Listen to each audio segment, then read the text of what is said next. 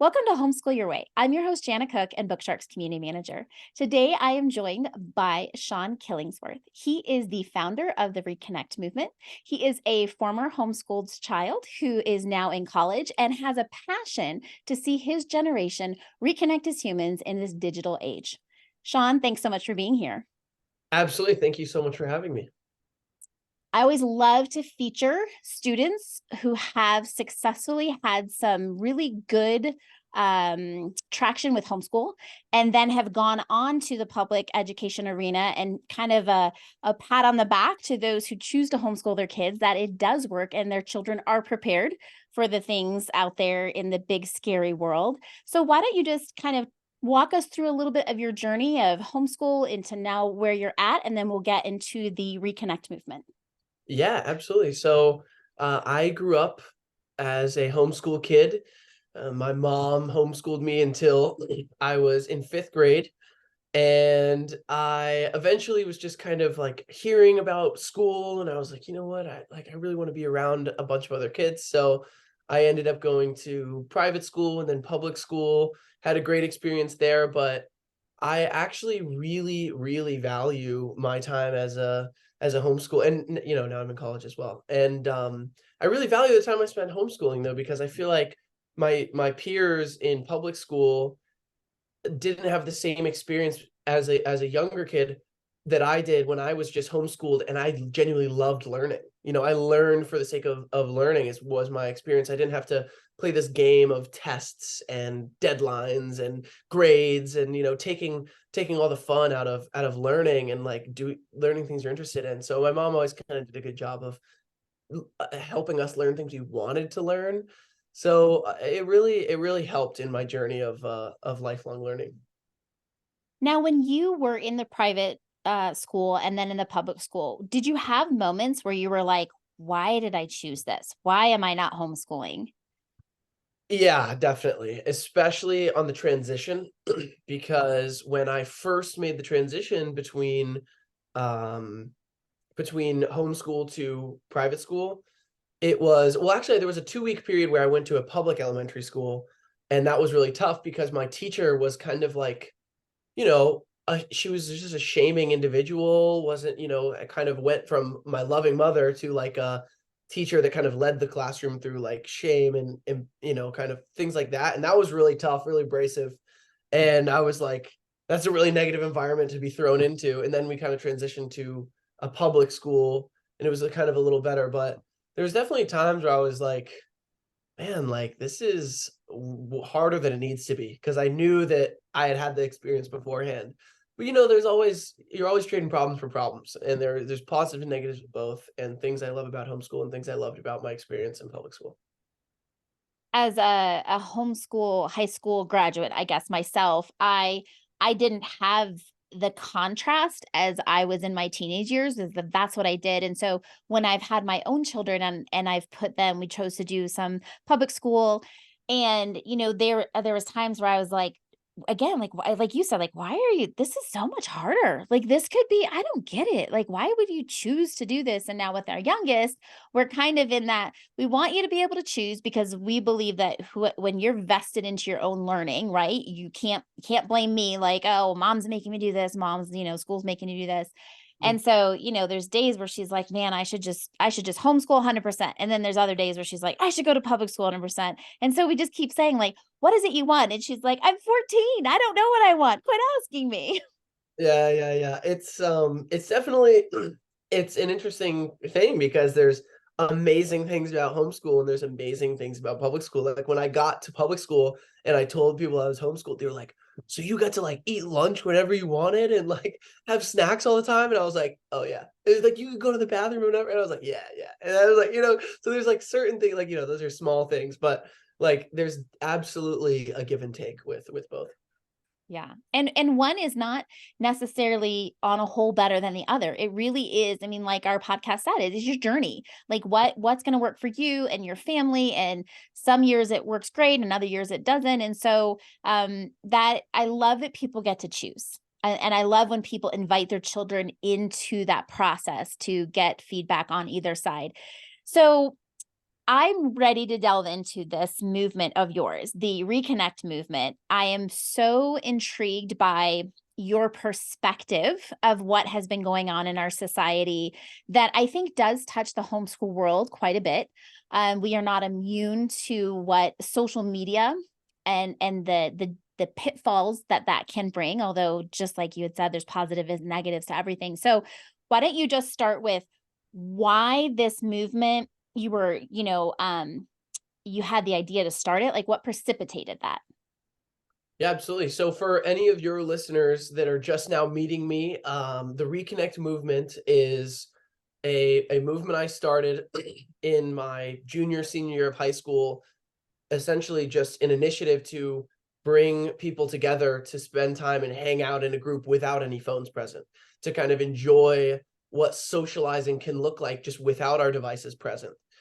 So my experience in being driven to create that at my school was started my freshman year. So I went into high school so excited for high school for some reason. I'd watch all these 80s high school movies like Karate Kid and like 16 Candles, and I was just so excited to, go on dates and share milkshakes, and like there's gonna be flyers for parties in the hallway. I don't know. I just had this vision of high school. So we got there, but when I got into my freshman year, it was very different. And it wasn't the same, like, you know, talking back and forth and like making jokes and making friends. Like, yeah, that was happening, but it was all happening through the lens of Snapchat. And Snapchat was like the pinnacle of everything. That was how you met girls. That was how went on, started dating, quote unquote. Didn't actually go on dates. But and made friends and all that stuff. All that happened on Snapchat, made plans. And I personally clashed a lot with Snapchat because it it was so draining to me. It felt so fake and superficial, and I couldn't really have a conversation with someone. And I'm trying to look good in a selfie while just trying to have a conversation. And so I kind of went on that journey, didn't enjoy it, and then I got rid of it. So I got a flip phone. Got rid of my iPhone entirely. I was like, cool, problem solved. Time to live my Karate Kid high school dreams. And what I quickly discovered was when I got rid of my phone, I actually became more isolated because I went to school with no phone to run away to, no social media presence to take part in, while everyone in my school had their phones and was using social media and Snapchat to relate. So I was alone. I was even more alone because nobody was just talking in person. Everyone was on Snapchat.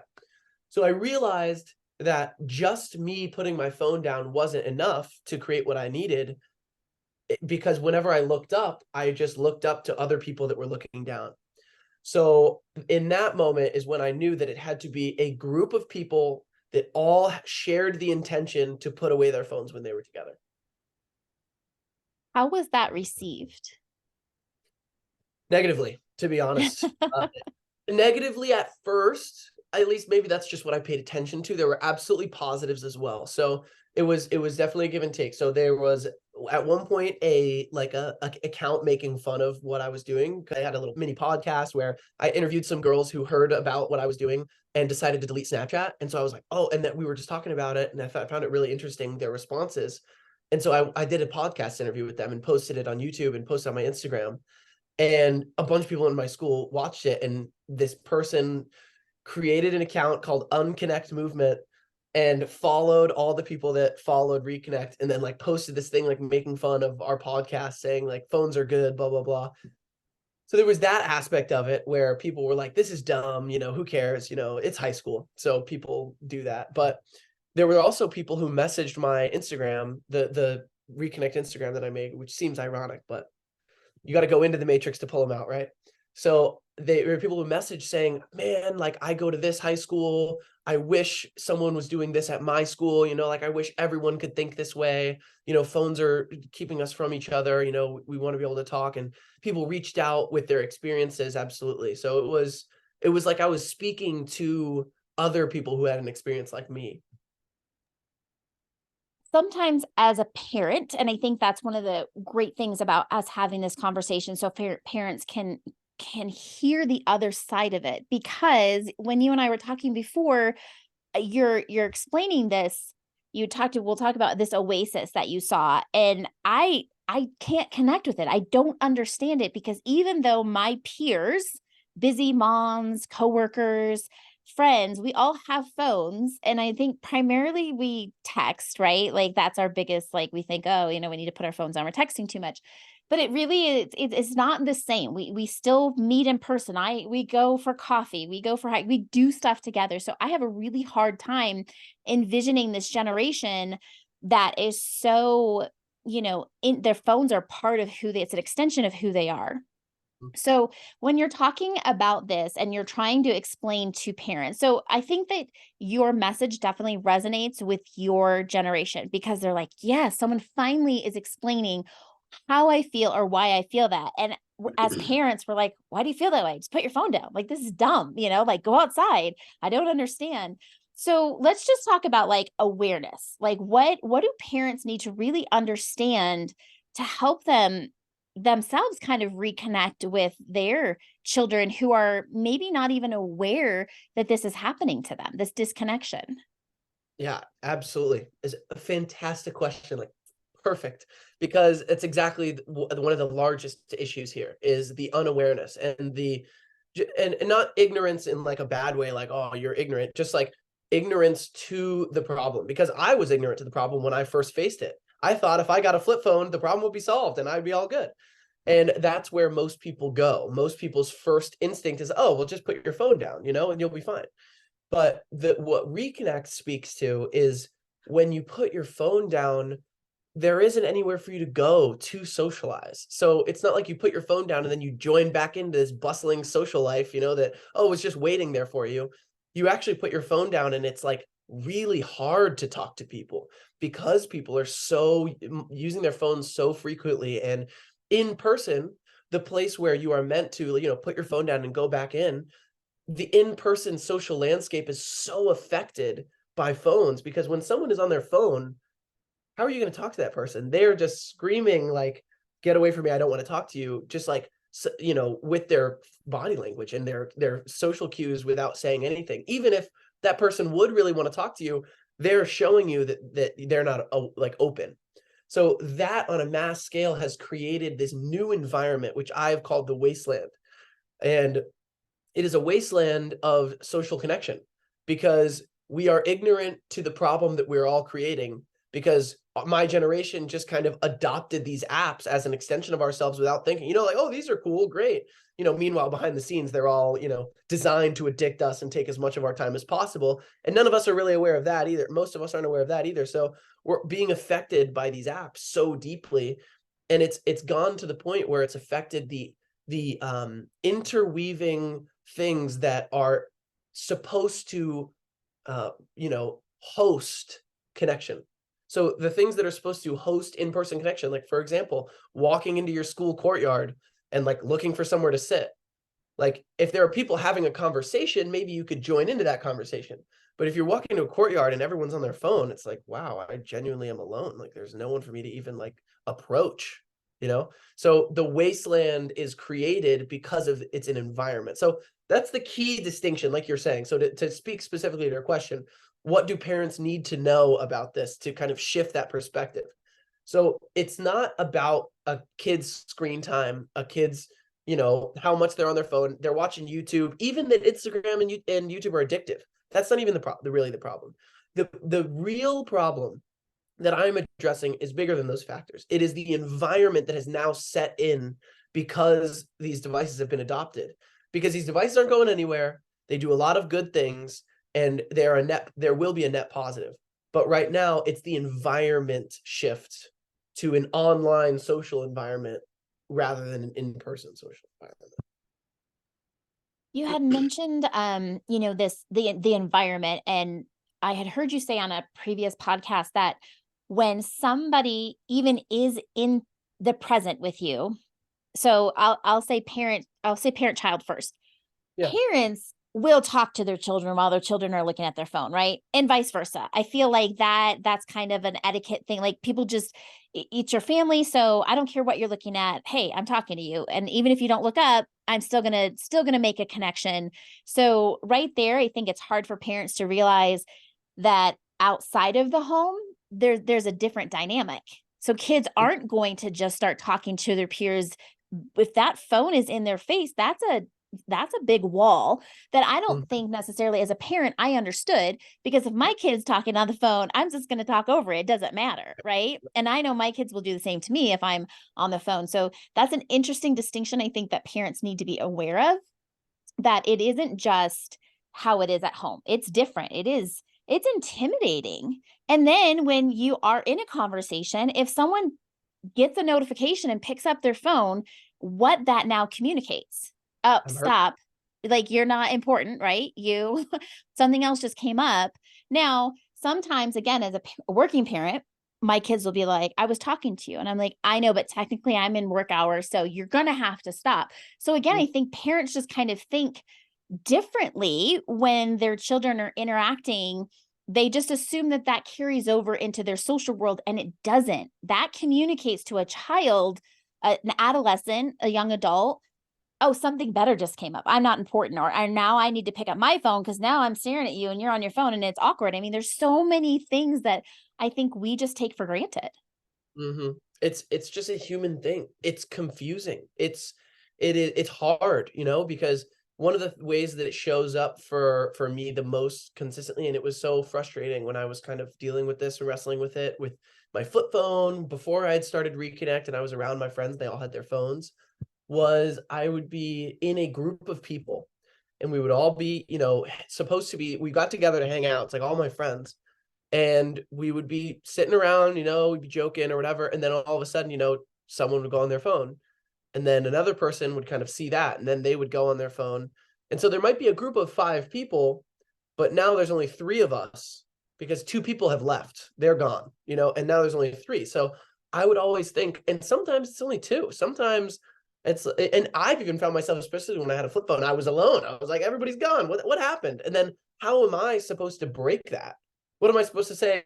Hey, stop Snapchatting that girl you like. Hey, stop responding to your mom's text. Like it's the environment that is the issue. So it's not that I can, as a peer, as my peers, I can't be, it is offensive to them for me to say, hey, can you get off your phone for me? Because they are offended and hurt. Like, what am I doing something wrong? And then I'm offended and hurt because they're not spending time with me. But really, they're just trying to live their life, and their phone is a part of their life. But it's having this effect. So that, on a compounded scale, all around the entire generation, has created a wasteland of connection because there's a barrier, and the barrier you can't get past it unless it is people become aware of what's happening, because right now there's just mass ignorance with that, where when you ask someone to get off their phone, they're not like, oh yeah, that's right, because phones are a barrier between connection. I totally get it, I'll put it away for a second. It's like, no, no, no, like they're just like, what, you don't want me to text my mom, and so it like creates this whole barrier. It's like, dude, I was just trying to have a conversation with you. So that's kind of what we're facing. So Reconnect, setting that intention, when everybody gets together, they know that we're getting together to be off our phones, to talk, so that that can create that oasis in the wasteland of uninterrupted connection where we can just breathe and relax and connect. You'd also mentioned something about like a shame cycle. And I think you just kind of demonstrated it in your example. It's like, I'm not trying to shame you because you are on your phone and while you're in my presence, but it definitely can come off as shaming, especially in a parent child relationship. When it's like, oh my gosh, what's wrong? You guys can't just put your phones on and go play? Like what? Or not even play. I mean, I don't know, you guys probably don't play anymore, but it do something productive. Like in it's almost like, no, they can't, because they are so unaware of what's happening that they're even in the cycle. And I think that as parents, we probably compound and add to it by adding another layer of this shame, like, oh, my parents think I'm spend too much time on my phone. My parents think I'm addicted to my phone. What am I supposed to do? And it's kind of your, how do you get out of it?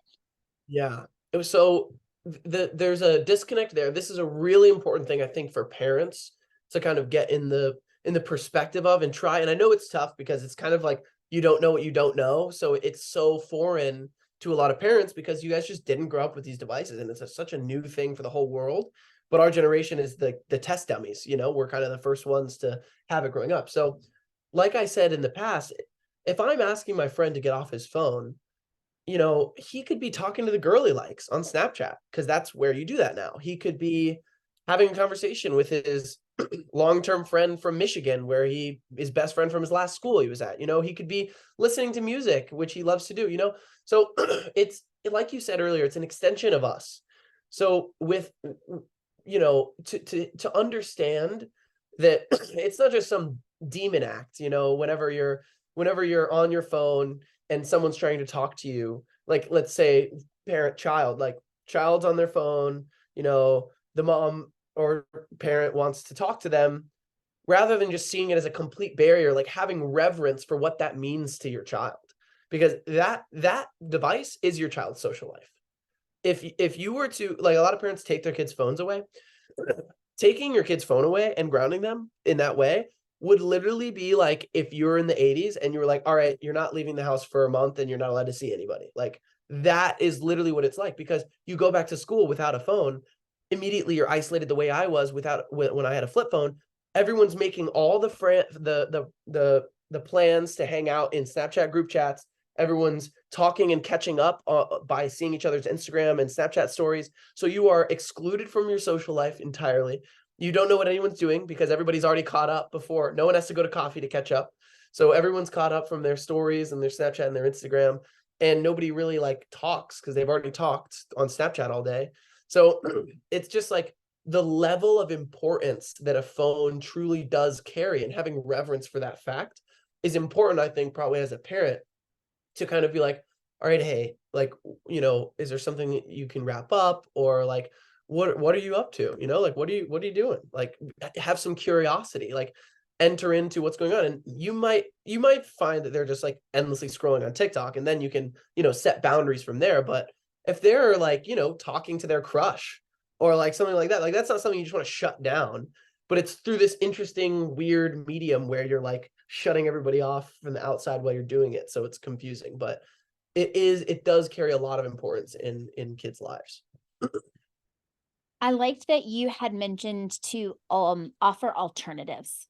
So it's not, I had an example of, I went to go look, see what my kids were doing, and there was about 5 of them. They're all about 16, 17. They're all downstairs. They're all on their phones. And I walk in and I'm like, this is literally the dumbest thing I've ever seen. Why are you guys on your phones when, and of course I admit I started the shame cycle, and, you had said, what about offering alternatives? So as Mhm. a parent, instead of just removing what you see as like you said, demonize the device, like what it is, offering alternatives, like, for my girls in the summer, it's like, hey, why don't you guys grab the paddle boards and go out on the lake? Like, is there a hike? Didn't you guys want to take a hike today? Like, it's nice out. It got warmer out, like offer these ideas instead of, because, it's kind of hard to be on your phone when you're hiking. You certainly really shouldn't be on your phone when you're on the lake. Yeah. I mean, there's so many things that instead of taking it away, just saying, hey, this might be really fun. When they're littler, it's a little easier because you're like, hey, I just made a scavenger hunt. Let's go do this. But I feel like if parents lay the groundwork even now, as they have little children and they're homeschooling and they have a little bit more control over their environment and when they get their devices and how they use their devices, knowing that they're going to be putting their children into a world that this is a reality. This is going to be their reality. And so if we can help our children now kind of navigate it and say, oh yeah, we a balance. It's all balance, right? Like we don't have to be extreme. We don't have to say no devices. I mean, there's definitely research that says delay devices. And I think that's, fabulous. Even with Ab- our girls, they're probably ashamed for me to admit, I did not let them have Snapchat or social media until they were 16. I mean, it was like for just them. don't do it. Don't do it. But if you're already there, then let's find alternatives. Let's be the parent that lets everyone come to your house and watch the movie. When I was a kid in the 80s, TV was demonized. It was like, it's the idiot box. Don't let your kids watch too much TV. And now I'm like, man, can we just watch TV together? Yeah. It just, I mean, the irony is hysterical to me. Yeah, absolutely.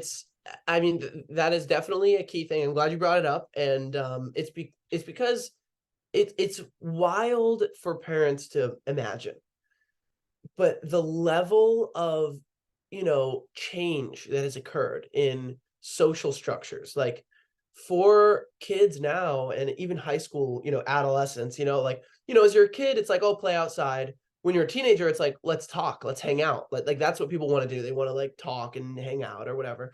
And so like in the 80s or in the 90s, it was like, yeah, we talk. Like, what else are we supposed to do? We have nothing else to do. We talk. We talk all the time. Talking is normal. So if you put a bunch of kids in a room, they would talk. That was like a normal thing. And it was like a no-brainer. Like you don't think about talking, you just talk. But now talking is like a step. Like talking is, you have to like talk to someone. Like that is a step of connection. It's not the ground at the baseline. Baseline is silence, like glances. Like that's literally what it is, like up from your phone. So you got to think, like, if you have a group of kids, let's say all your kids are downstairs on their phone, very common, by the way. Growing up through high school, there was tons of times where I'd find myself in a group of 10 people. Everybody would be on and off their phones, kind of like talking about what's on their phone and like showing people stuff. And like, that's like what it is. And, it's not great, but there's a place for it.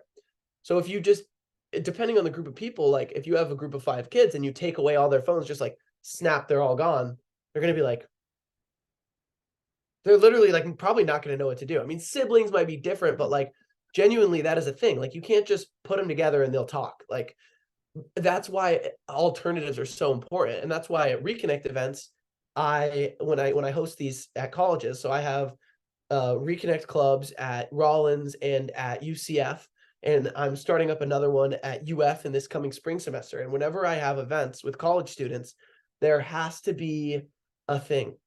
And it seems so crazy, but like I can't just have people sit in a circle and talk, like without their phones. Like that just can't, like eventually we'll get there. But like, and I have an event called Just Talking, but it's very much proctored talking. Like I have to guide people through conversation because it is not something that is innately in our social structure anymore. For a person who talks for a living, this information blows my mind.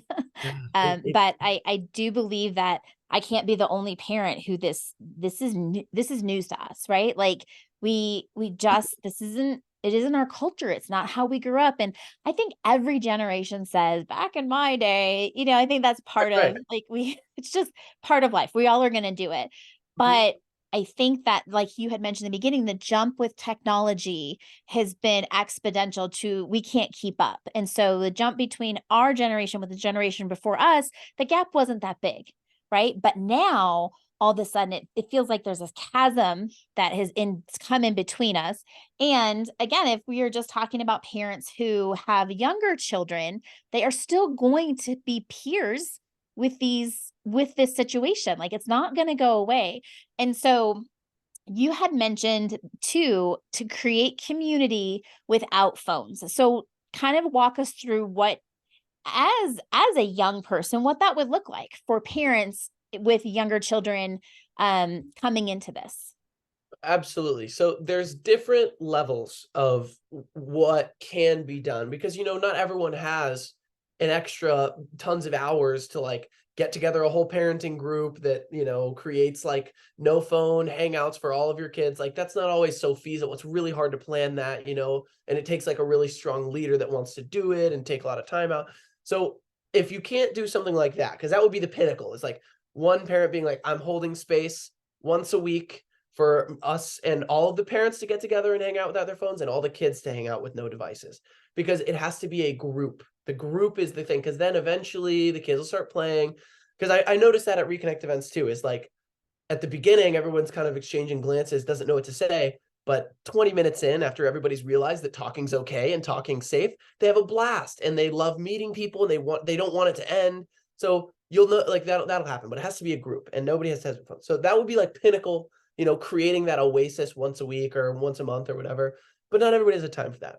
So a smaller version of what you can do is like, let's say you have, your child has 4 friends over for a sleepover, and you are the parents and they're over at your house, and you tell your group of 5 kids you've got, if you 4 friends and, your children, and you say like, all right, guys, you know what?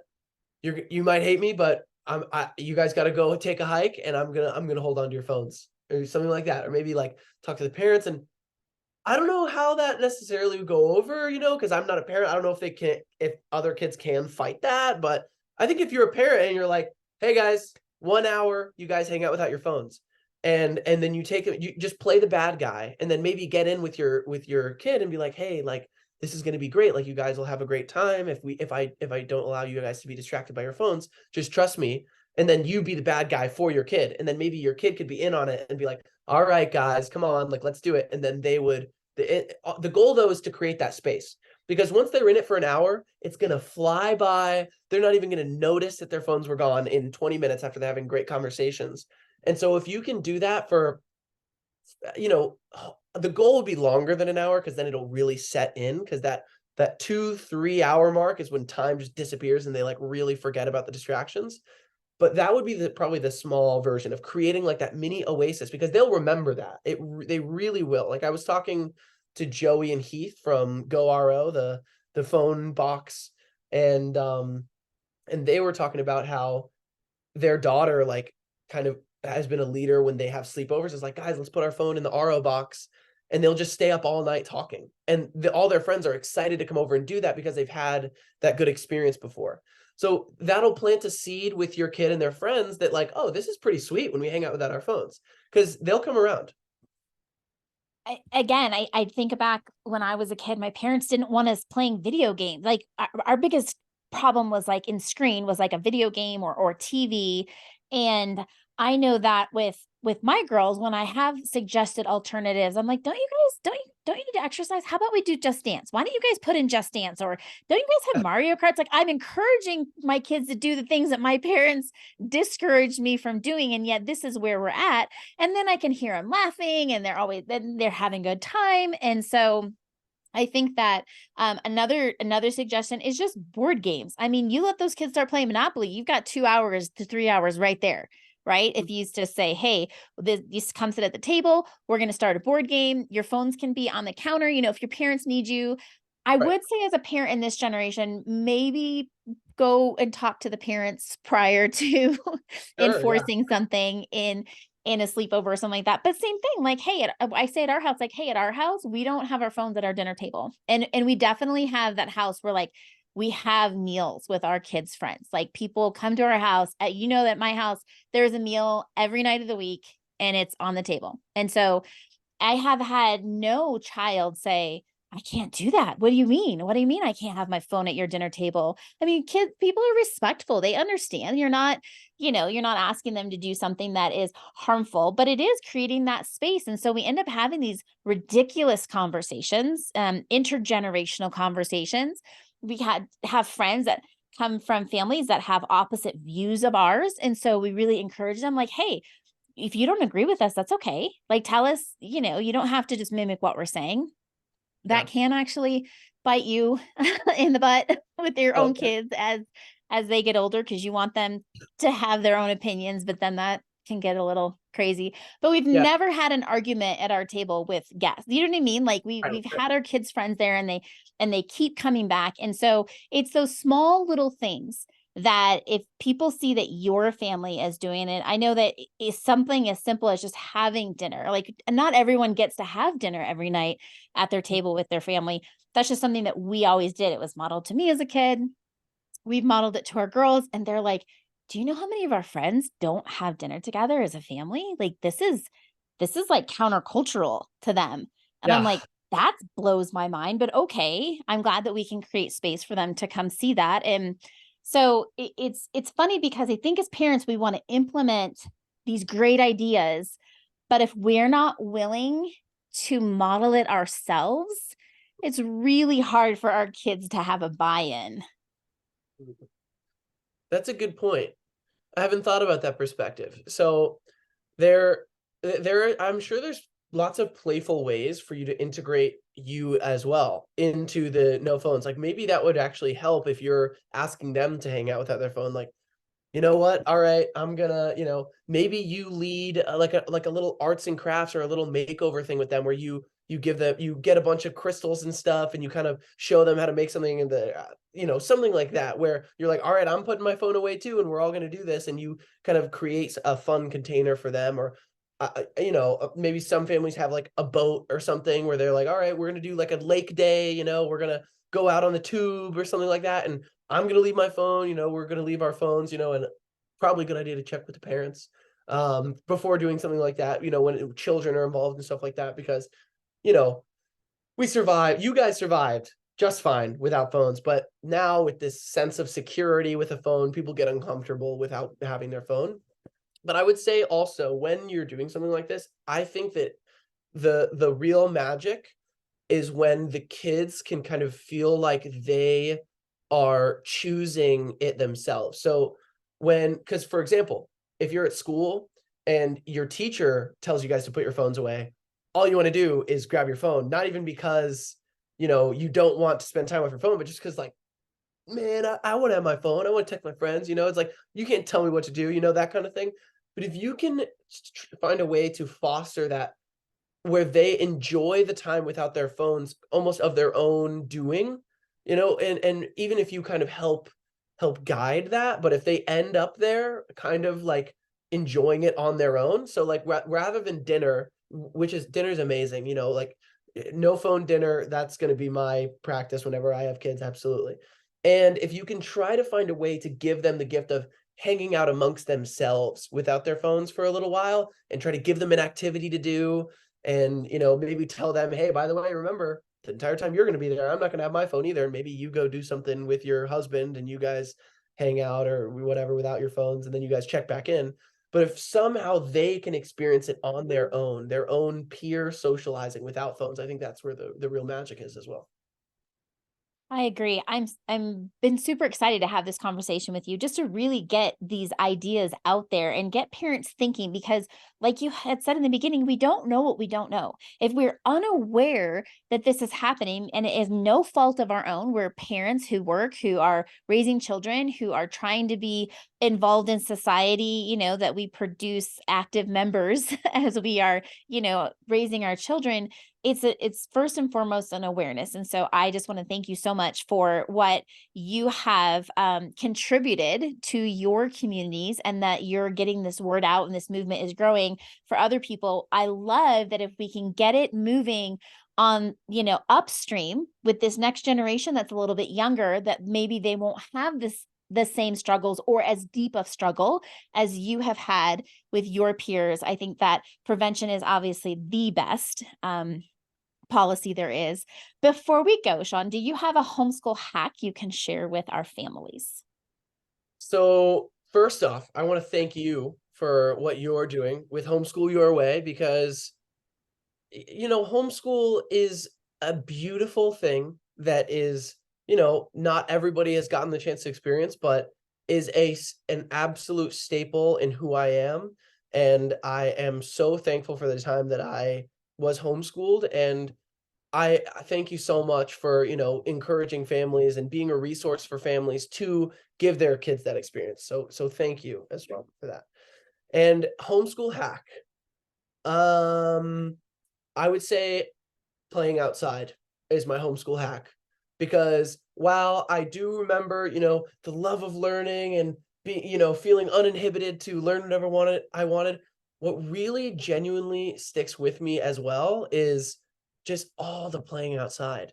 Like I played outside so much, and it was, and Jenny could talk about this for hours and she's more of an expert on this, but it really trains your brain, and you become a student of nature and just a student of like experience as a kid, and it's so formative physically, mentally, just like there's something about just being curious and going outside and playing and climbing trees and jumping off of stuff that just makes you feel empowered, and it makes you feel like you're meant to be a human. And I would say playing outside is a was a key part of my homeschool experience, and I would hope that there is plenty of time for all your homeschool kids to play outside. And I would piggyback on that and tell parents that take the opportunity to reset yourselves by going outside. And sometimes you do just need to climb the tree and jump off again. I mean, I know that we get to a point at an age that we're like, oh, I can't do that. It's not dignified. It's not, I don't know why we think these things, but it's like, no, it's okay to paddleboard and fall into the lake sometimes and Yeah. just laugh. And there is no, there was times when I saw my girls having so much fun and I thought, why am I not having as much fun with them? Like, why am I sitting over here on the shore and not in the water playing and having, I don't know. It's like, so for parents too, like, yes, get outside, let your kids play, but play outside too. Don't ever lose that sense of wonder because it is, it's beneficial for all of us. So I hope that our listeners take that to heart. Sean, thank you so much. We appreciate it. We will have your Instagram and your podcast linked in the notes so that those who are listening can connect with you and get more information and just kind of follow you and see how your movement does. And we are rooting for this to go nationwide. Absolutely. That's the goal. The goal is to have every college give their students an opportunity to have a phone-free oasis in their social environment. Well, best of luck to you with that. I appreciate you coming on. Thank you guys. Until next time. Bye bye.